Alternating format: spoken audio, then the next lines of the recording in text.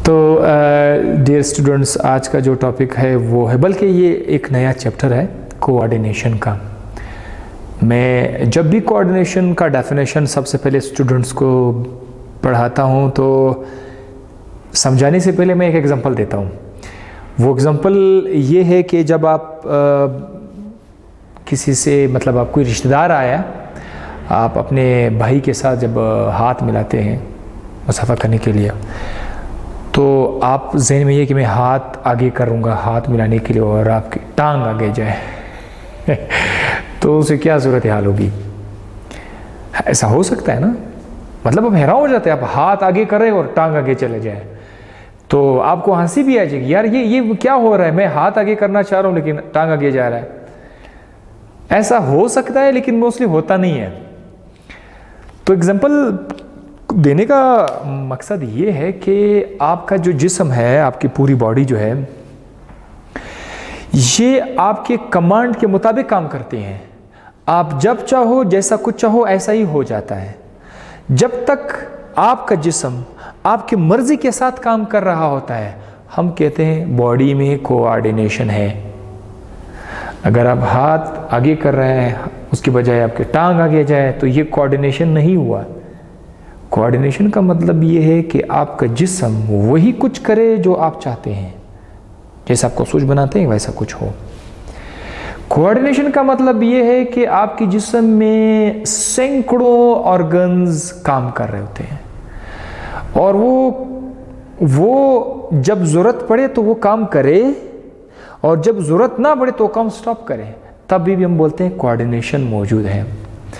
Coordination आपकी जिस्म से गायब हो जाएगा अगर आपकी जिस्म के अंदर काम तो हो रहे होते हैं लेकिन जब ज़रूरत पड़े तब वो स्टॉप हो जाए और जब ज़रूरत ना हो तब वो स्टार्ट हो जाए।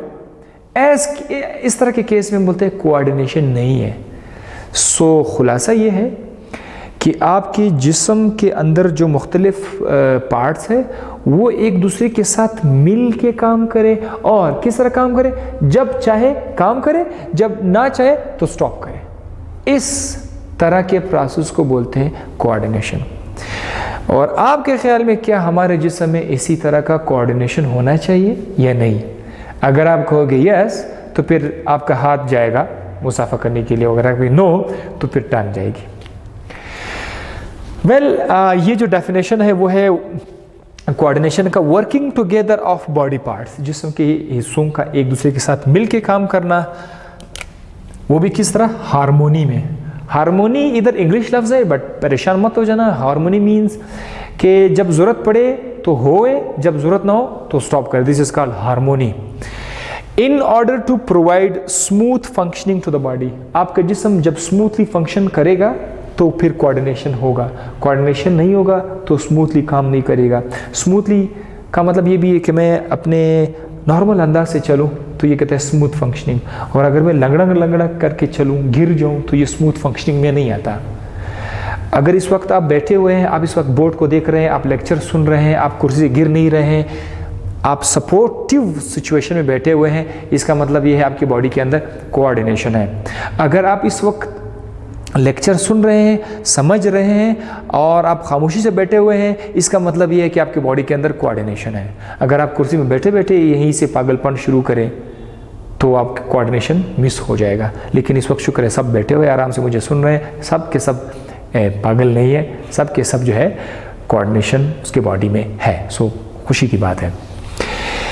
एक बड़ा अच्छा एग्जांपल मैं आपको बताऊंगा कि जिस्म के अंदर पुर्जा पार्ट्स किस तरह से एक दूसरे के साथ मिल के काम करते हैं। मुझे वो कुरानिक वर्स याद आ जाता है कि तमाम के तमाम इंसान एक जिस्म की मानिंद रहे। ये आपको कई रिलीजियस बुक्स में मिलेगा और आम बुक्स में भी मिलेगा कि इंसान अगर एक जिस्म की मानिंद रहे, तमाम के तमाम लोग, तो वो लोग कभी नाकाम नहीं होंगे। ये बात बार बार मुझे हिट कर रहा था कि यार इसका मतलब क्या है, लेकिन इस चैप्टर से मुझे अंदाज़ा हो गया अच्छा कि इसका मतलब क्या है। तो बॉडी मिल के किस तरह काम करते हैं, आइए मैं आपको दिखा देता हूँ। लेट सपोज आपका जिस्म एक ख्वाहिश पैदा हुआ, आप तक मैं दौड़ना चाहता हूँ, रनिंग है, आप दौड़ना चाहते हैं, कोई ख़तरा है, ख़तरे से आप अपने आप को बचा रहे हैं। तो दौड़ने के लिए आपके जिस्म में एक पुर्जा पार्ट काम नहीं करेगा, आपके जिस्म के अंदर बहुत सारे पुर्जा पार्ट्स रोल अदा करना शुरू करेंगे। कैसे? सबसे पहले आपका जो ब्रेन है, ये पहला ऑर्गन है, ऑर्गन नंबर 1, आपका जो ब्रेन है वो लंग्स की तरफ मैसेज भेज देगा। लंग्स अपना रोल अदा करेगा कि लंग्स क्या करेगा, उसको कहेगा कि आप सांस की रफ्तार तेज करें, रेस्पिरेशन तेज करें, ज़्यादा से ज़्यादा सांस ले लें। ज़्यादा से ज़्यादा सांस लेने से क्या होगा, ज़्यादा से ज़्यादा ऑक्सीजन आएगा। तो ये ब्रेन का एक मैसेज इधर लंग्स में है, लंग्स ने अपना ड्यूटी कर दी। उसमें जब आप दौड़ते हैं तो आपकी सांस तेज हो जाती है। ये एक रोल हो गया। अच्छा, फिर क्या करते हैं, चलने के लिए जैसे कि आपको पिछले चैप्टर में पढ़ाया था कि मूवमेंट के लिए मसल लाजमी है। तो जब आप दौड़ना चाह रहे हैं, आपकी बॉडी के मसल्स काम करेंगे। मसल्स कब काम करेंगे, जब आपके ब्रेन से मैसेज आएगा मसल पे। ये आपका एक मसल है, जब मसल पे ब्रेन से मैसेज आएगा तो मसल भी काम करना शुरू कर देंगे। और दूसरी बात ये है कि ज़्यादा दौड़ने के लिए ज़्यादा ऑक्सीजन चाहिए। तो ज़्यादा ऑक्सीजन के लिए आपको क्या करना होगा, ज़्यादा ऑक्सीजन के लिए आपका ब्रेन आपके हार्ट को एक मैसेज करेगा। ये कहेगा कि हार्ट आप ज़्यादा से ज़्यादा पंप करना शुरू करें। आप नॉर्मली स्लोली पंप ना करें, आप ज़रा तेज़ी से पंप करें ताकि ज़्यादा से ज़्यादा ब्लड इधर आ जाए, मसल में आ जाए। तो हार्ट भी क्या करेगा, हार्ट भी पंपिंग फास्ट करेगा। अब आप ज़रा देखिए, टास्क सिर्फ एक है, क्या है, दौड़ना है, अपने आप को बचाना है। लेकिन इस दौड़ने को कामयाब बनाने के लिए आपके जिस्म में ब्रेन, लंग्स, मसल और हार्ट, ये सारे के सारे मिल के काम कर रहे हैं। ज़रा सोचिए, इन चारों में से अगर एक ने इनकार किया कि भाई मैं ड्यूटी नहीं करता, फिर क्या होगा? फिर क्या आपको लगता है कि ये रनिंग वाला टास्क कंप्लीट हो जाएगा? नामुकम्मल हो जाएगा। लेकिन हमारे जिस्म में ऐसा कभी नहीं होता। हमारे जिस्म में सारे के सारे ऑर्गन रिश्वत नहीं लेते हैं, काम से अपने आप को छुपाते नहीं है। उसको जब हुक्म मिल जाता है वो काम कर लेते हैं। तो अगर ये सारे के सारे मिल के काम करेंगे, आपको दौड़ मिलेगा, आप कामयाब हो जाएंगे। इसका मतलब ये है कि आपकी बॉडी के अंदर कोऑर्डिनेशन मौजूद है। ओके, आगे जाते हैं। इस चैप्टर को समझने से पहले कुछ टर्म्स मैं आपको बताता चलूँ। वो है स्टिमुलस। स्टिमुलस है क्या चीज़? शायद आप पहले भी कुछ पढ़ चुके हैं, लेकिन आज दोबारा सुन लें। Any change in the external और इंटरनल एनवायरनमेंट, माहौल के अंदर कोई तब्दीली आ जाए, उसको हम स्टिमुलस बोलते हैं। फॉर एग्जांपल, इस वक्त अगर लाइट है, जब ये लाइट चला जाए, अंधेरा हो जाए, तो ये स्टिमुलस है, क्योंकि चेंज आया। जब अंधेरा हो, एकदम से लाइट आ जाती है, तो लाइट भी एक स्टिमुलस है। खामोशी एक स्टिमुलस है। लेकिन जब आवाज़ आ जाती है, तो आवाज़ भी एक स्टिमुलस है। गर्मी भी एक स्टिमुलस है। जब गर्मी चेंज हो जाए सर्दी में, तो सर्दी भी एक स्टिमुलस है। ओके, इस वक्त अगर आप मेरी आवाज़ को सुन रहे हैं, तो आवाज़ आपके कानों से टकरा रहे हैं, आवाज़ क्या है, वो एक स्टिमुलस है। रिसेप्टर पर क्या चीज़ है? रिसेप्टर आपके जिस्म के अंदर ऐसा ऑर्गन या सेल जो स्टिमुलस को रिसीव करता है। मिसाल के तौर पर, मैं आवाज़ आप इस वक्त आप सुन रहे हैं, तो आपके जो कान हैं, वो कान क्या रिसीव कर रहे हैं? आवाज़। आवाज़ स्टिमुलस है, तो आपका कान क्या हुआ? आपका कान क्या है? रिसेप्टर है। इसको रिसेप्टर ऑर्गन भी बोलते हैं। इसी तरह रोशनी को आप आंखों से रिसीव करते हैं। रोशनी को तो आप नाक से रिसीव नहीं करते हैं। तो आपकी जो आंखें हैं, ये भी एक रिसेप्टर ऑर्गन है, क्योंकि ये लाइट को रिसीव करते हैं। इसी तरह आपका ज़बान भी एक रिसेप्टर या रिसेप्टर ऑर्गन है, क्योंकि ये जायके को रिसीव करते हैं।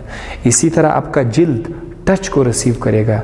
इसी तरह के बहुत सारे रिसेप्टर्स आपके बॉडी के अंदर होते हैं।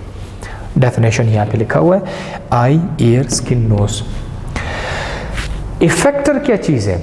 इफेक्टर बॉडी के अंदर ऐसा स्ट्रक्चर होता है जो कि इफेक्टर ऐसा बॉडी का स्ट्रक्चर होता है जो जवाब देता है। किस चीज़ को जवाब देता है? स्टिमुलस को। स्टिमुलस को जवाब देता है। अब हैरान हो जाएंगे कि स्टिमुलस को किस तरह जवाब देते हैं। एक, अगर आप खड़े हैं, कोई बंदा आपको पुकारे, आपको नाम से पुकारे, तो वो आवाज़ आपके कानों के साथ टकराएगी। स्टिमुलस तो आ गया। अब आप क्या करेंगे? आप रिस्पांस दोगे कि नहीं दोगे? जवाब दोगे। जवाब देने के लिए आप उसकी तरफ अपने हेड को घुमा के बोलेंगे कि यस। तो ये आपका रिस्पांस हुआ कि नहीं हुआ? ये जो रिस्पांस है स्टिमुलस का, इसको कहते हैं इफेक्टर। और हमारे जिस्म के अंदर बहुत सारे ऑर्गन होते हैं जो कि कोई रिस्पॉन्स देता है, और उसका एग्जांपल हमारे पास ये है ग्लैंड्स और मसल। ये ग्लैंड्स और मसल याद रखिएगा, ये हुक्म का इंतज़ार करते हैं। इनको जैसे हुक्म मिल जाता है तो ये कोई रिस्पॉन्स शो कर लेते हैं। तो रिस्पॉन्स शो करने वाला स्ट्रक्चर क्या कहलाता है? इफेक्टर। इफेक्टर हमारे बॉडी में दो तरह के हैं, एक ग्लैंड्स के नाम से मशहूर है, दूसरा जो है वो मसल के नाम से मशहूर है। ग्लैंड्स किस तरह किसी चीज़ को जवाब देगा? ग्लैंड्स रिस्पॉन्स देगा सिक्रीशन करके। सिक्रीशन का मतलब क्या है? ये एक थैला है, इस थैले के अंदर